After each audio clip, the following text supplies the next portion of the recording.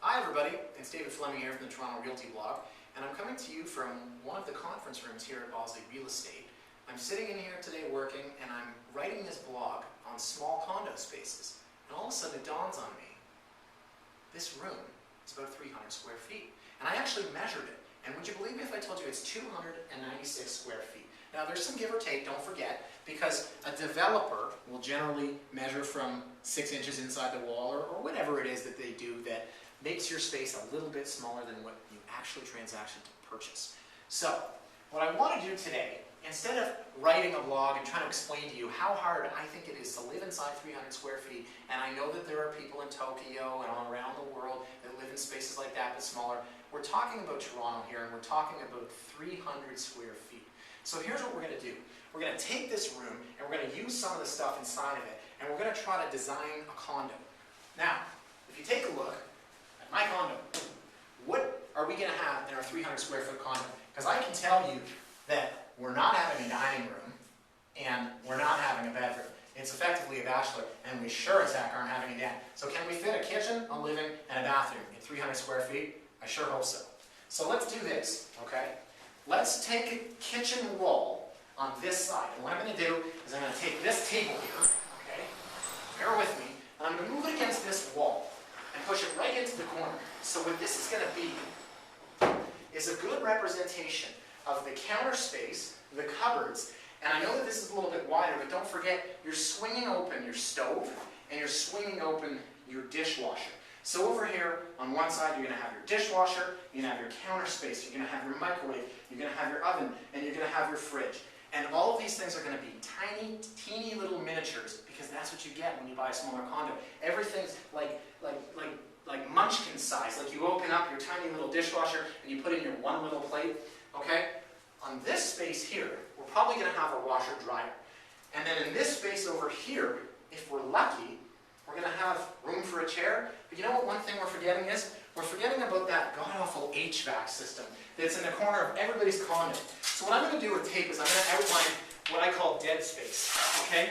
So that HVAC, with that filter that you clean once a year, that's in the corner here, okay? So this whole thing is your kitchen and your dead space and your washer dryer. So draw a line right up the middle there, okay?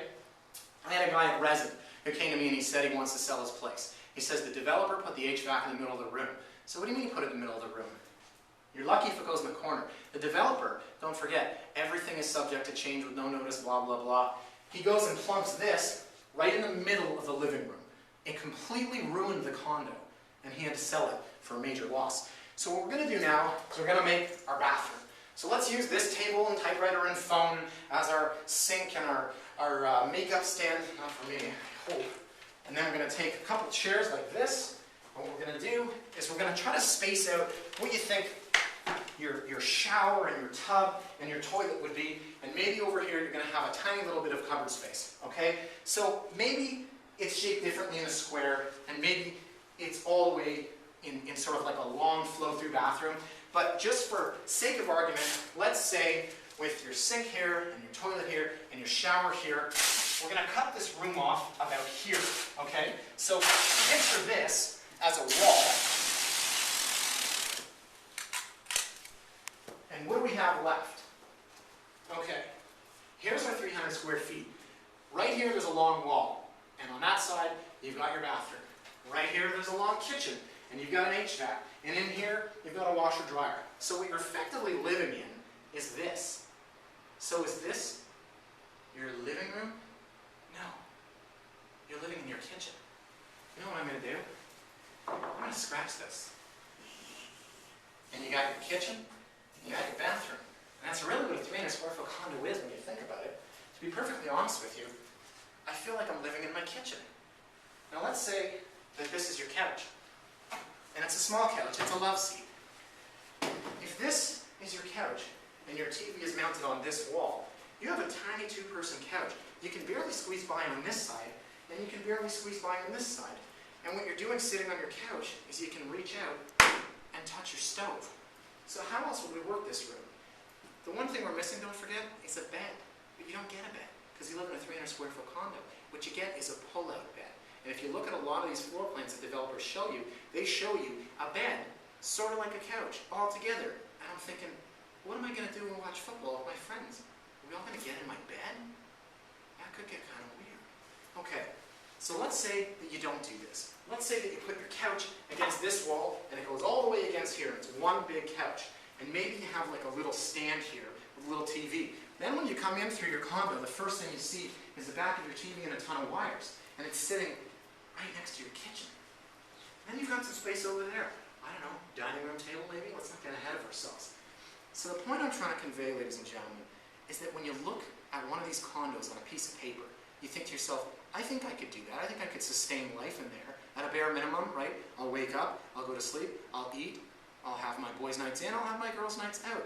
But in actual practice, I urge all of you, go out to a park or something and take a measuring tape and square out 300 square feet and see what it's like. And then, like we've done, and I know it's kind of cheesy, but maybe just kind of place things like this and kind of think, now where would everything go? Think about these walls that are running up and down. Think about things like the HVAC in the corner. And then think to yourself, can I sustain life in this space? I feel like I'm a rat in a maze or something. Would you go crazy living in this space right here? This is it. This is my entire world. Now I know I would. Maybe everyone doesn't have the option to buy something bigger.